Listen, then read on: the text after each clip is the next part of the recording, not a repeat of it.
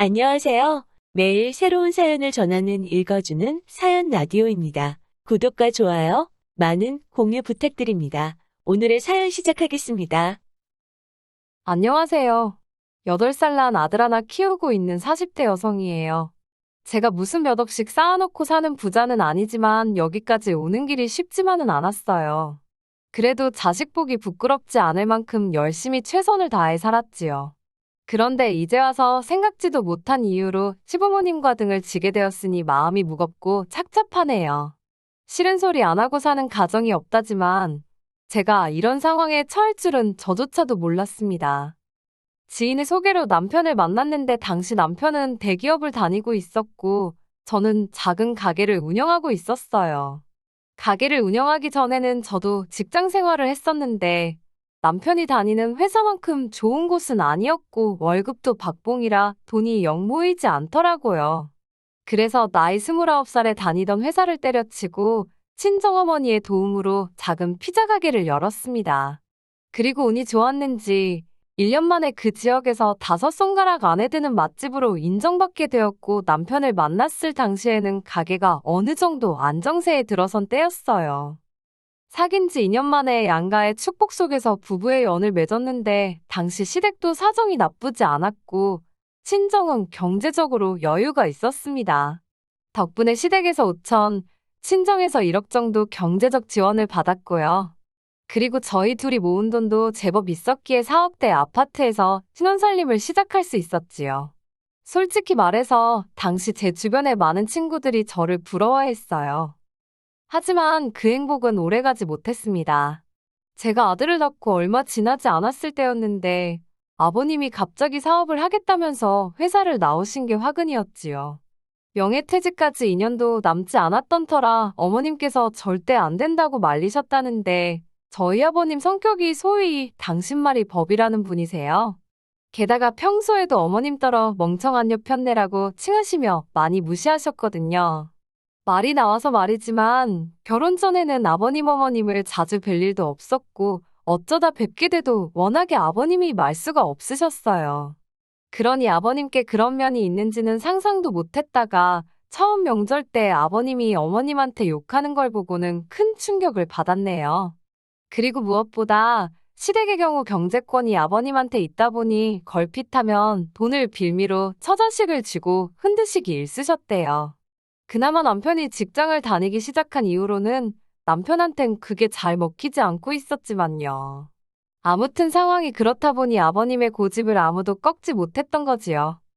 평소에 저희 아버님은 어디 식당에만 가면 얼마나 평가를 하시는지 몰라요. 밑반찬부터 시작해서 이건 짜고 저건 싱겁고 인테리어는 어떻고 직원 관리는 또 어쩌고 저쩌고 정말 생각지도 못한 별의별 걸 다 걸고 넘어지시는데 그렇다 보니 저나 남편은 아버님 어머님을 어디 모시고 가서 돈을 쓰면서도 눈치 보는 일이 일쑤였어요. 그리고 아버님 생각엔 당신 성에 안 차는 가게들보다 당신이 2배, 3배는 더 잘할 자신이 있으셨던 모양입니다. 가족들과 상의도 없이 재산의 일부를 처분하여 식당을 차리셨거든요. 하지만 사실 아버님도 어머님도 장사는커녕 어디 식당에서 설거지도 한번 안 해보신 분들이세요. 반면에 저는 이미 장사를 한 지 몇 년 차였으니 처음 하시는 일인 만큼 작게 시작해보시라 조언을 드렸습니다. 그런데 아버님은 나이도 어린 제가 당신을 가르치려 드냐면서 제 말은 귓등으로도 듣지 않으시대요. 뿐만 아니라 제 장사가 잘 되는 건 제가 장사하는 동네 사람들 입맛이 싸구려란 식으로 비하를 하시는 게 아니겠어요? 그런 어처구니 없는 소리까지 들은 마당에 제가 뭘 더 조언이라고 해드리고 싶었겠어요. 저도 어디 마음대로 해보세요라는 심정으로 더는 이러쿵저러쿵 하지 않았습니다. 그리고 아버님은 아버님대로 보란듯이 50평짜리 상가를 턱하니 계약하고 오셨는데 거기서 깨진 돈만 2억이 넘었을 거예요. 거기다 인테리어에 뭐해? 제가 구체적으로 따져보진 않았지만 어림잡아 한 3억은 우습게 들어갔을 겁니다. 하지만 아니나 다를까 아버님의 식당은 제대로 굴러가지 않았습니다. 일단 터무니없이 비싼 가격이 문제였고 손님들한테 불친절하셨거든요. 심지어 손님이 당신한테 반말을 했다고 내쫓는 일도 빈번하게 발생했지요. 그러다 보니 결국 장사 시작한 지 2년 만에 쫄딱 다 말아드셨습니다. 그것도 문제가 당신 자존심 때문인지 아니다 싶으면 하루라도 빨리 터셨어야 하는데 어떻게든 버텨보시려고 하다가 돈만 더 까먹으신 눈치였어요. 나중에 듣기로 가게 전부 다 정리하고 4천만 원인가 건지셨다고 들었습니다. 그뿐만이 아니었습니다. 결혼 당시 남편이 말하기론 그래도 아버님 어머님 두 분이 살고 계신 아파트는 아버님 명의로 된 자가라고 들었고 현금 자산도 조금 있다고 들었어요. 연금도 나오고 있고 뭐 크게 걱정할 건 없다고요. 게다가 어쨌든 아들 장가 간다고 5천만 원을 내주셨으니 저 역시 적어도 사정이 어렵지는 않은가 보다고 짐작했지요. 막말로 제가 그렇다고 아버님 어머님 아파트 등기부등본을 떼볼 생각을 어떻게 했겠으며 남편한테 시부모님 잔고증명서라도 떼와라 할 수는 없는 노릇이잖아요. 그런데 이게 웬걸 막상 아버님이 식당까지 말아드시고 나니까 이래저래 조금씩 돈 이야기가 나오기 시작했는데 상황이 생각보다 훨씬 안 좋더라고요. 일단 현금 자산이랄 건 이미 다 쓰고 없어진 지 오래였고 식당에 투자금으로 들어간 대부분의 돈은 사시던 집을 담보로 대출을 받아 쓰셨던 거였지요. 그런 시부모님의 상황을 보고 있자니 갑갑한 건 물론이고 그렇다고 자식으로서 모른 척 할 수도 없대요. 그래서 결국 남편과 상의 끝에 한 달에 50만 원씩 보내드리던 거 100만 원으로 올려서 보내드리기 시작했습니다. 물론 아버님 어머님 두 분 다 고맙다 어떻다 하는 말씀은 없으셨고 남편 혼자서 저보기 민망해하는 걸 괜찮다 하고 넘어갔어요.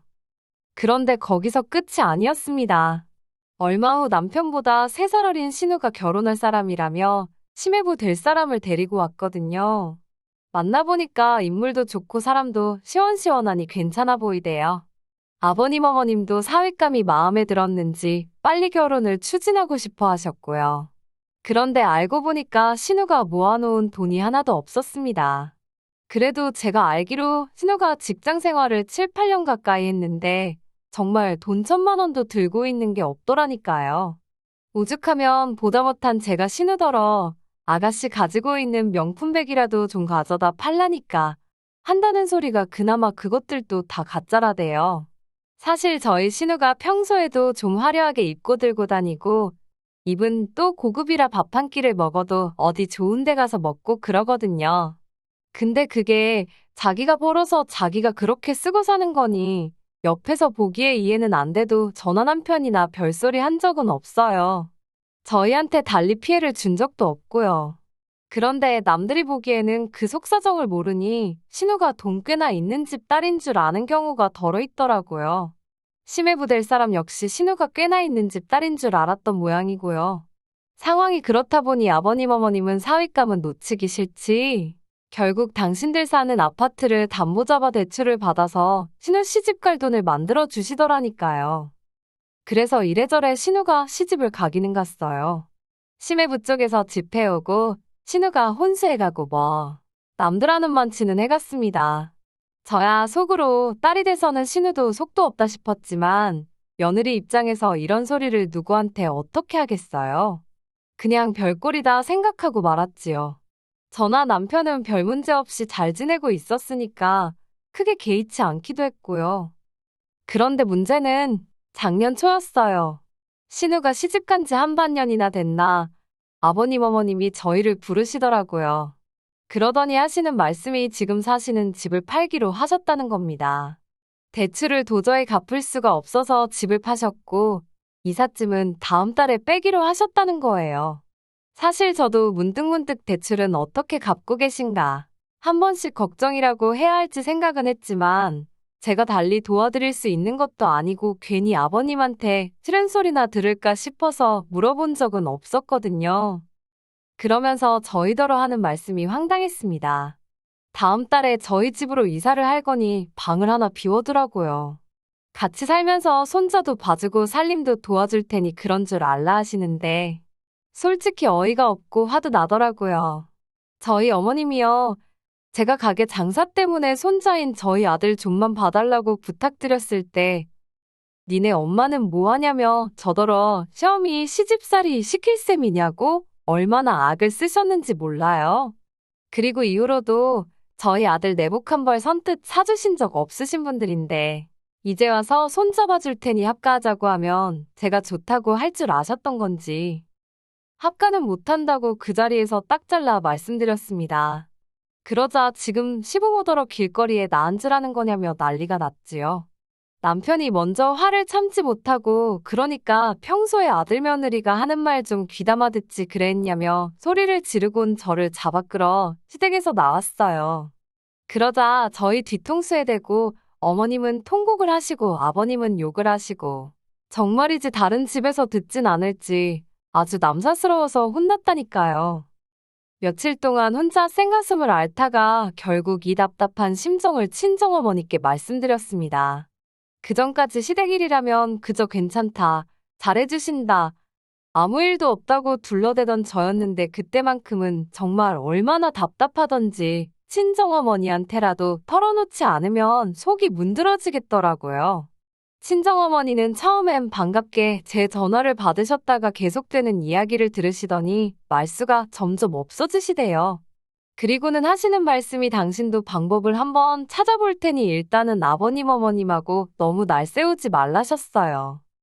그리고 며칠 뒤 친정어머니께서 아버님 어머님이 얼마나 가지고 있으시냐 물으시대요. 남편이 말하기론 이래저래 한 5천만 원 남은 게 전부라고 했거든요. 그래서 그대로 말씀드리니 친정어머니가 또 한동안 말이 없으셨다가 그러면 보증금 없이 월세 40만 원에 사시는 건 어떻겠냐고요. 어차피 그 40도 저희가 드리던 100만 원에서 나가겠지만 그래도 잘 됐다 싶어서 그렇게 말씀드리겠다 했어요. 그런데 막상 그 이야기를 들으신 아버님 어머님의 반응은 뜨뜻미지근했습니다. 사돈끼리 무슨 40만 원이냐며 이렇게 된 거 베푼다 생각하시고 그냥 공짜로 살게 내주면 되는 거 아니냐입니다.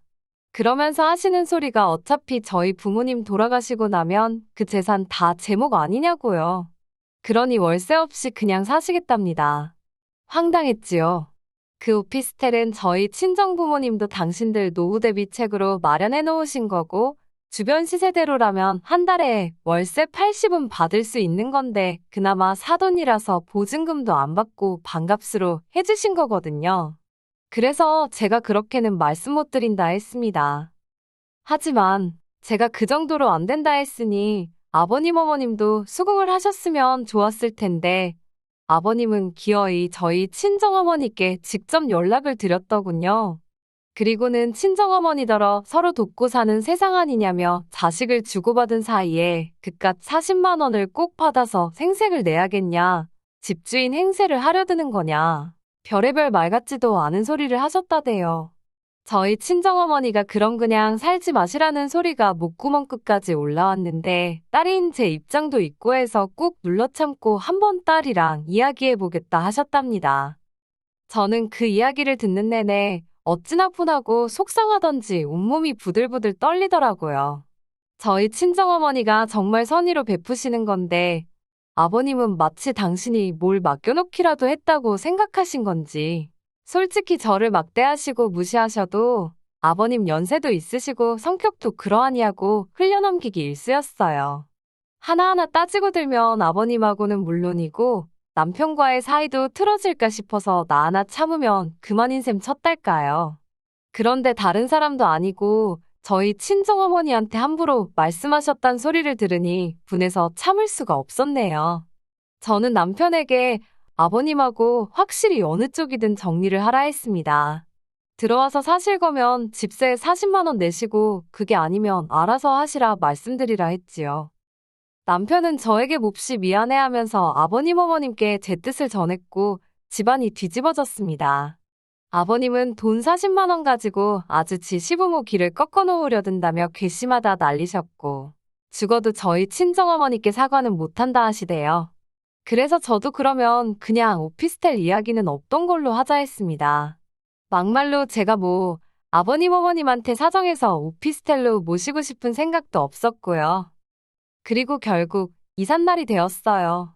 아침에 출근 준비를 하는데 어머님한테 전화가 와서는 2시쯤 도착한다고 이삿짐 넣어야 하니까 현관 비밀번호를 알려달랍니다. 어이가 없어서 저희 집으로 이사를 왜 오시냐고 계실 곳 없다고 딱 잘랐어요. 그리고는 그렇게 대책 없이 움직이시면 어쩌냐고 저도 모르게 조금 울컥해서 화를 냈네요. 그러자 언제 아버님이 받으신 건지 비밀번호 말 안 하면 두 번 다시는 저희 자식으로 생각 안 하겠다며 으름장을 놓으시는 겁니다. 어머님 아버님 억지에 진저리가 나서 남편에게 전화기를 넘겼고 이후로 스피커폰이 아닌데도 무슨 상황인지 다 알 만큼 아버님과 남편 사이에 고성이 오가돼요. 결국 아버님 어머님은 신혼에 집으로 가셨고 남편은 저에게 못 보일 꼴을 보여서 미안하다 했습니다. 그리고 이후로는 아버님 어머님과 정말 연을 끊었다시피 하고 살게 되었네요. 사실 얼떨결에 아버님 어머님을 모시게 된 신우에게는 조금 미안한 마음이 있어서 아버님 어머님 들이던 생활비를 신우편으로 보내주고 있어요. 사실 이번 일로 저보다는 남편이 아버님 어머님에 대한 원망을 더 크게 하는 듯해요. 근데 그거야 남편과 시부모님 사이의 일이니 저는 끼어들지 않을 생각입니다. 그저 언젠가 아버님도 당신이 지나치셨음을 깨달으시면 좋겠다는 바람뿐이에요. 긴 이야기 들어주셔서 감사합니다. 오늘의 사연은 여기까지입니다. 구독과 좋아요, 알람 설정해주시면 앞으로 더 좋은 사연으로 찾아오겠습니다. 감사합니다.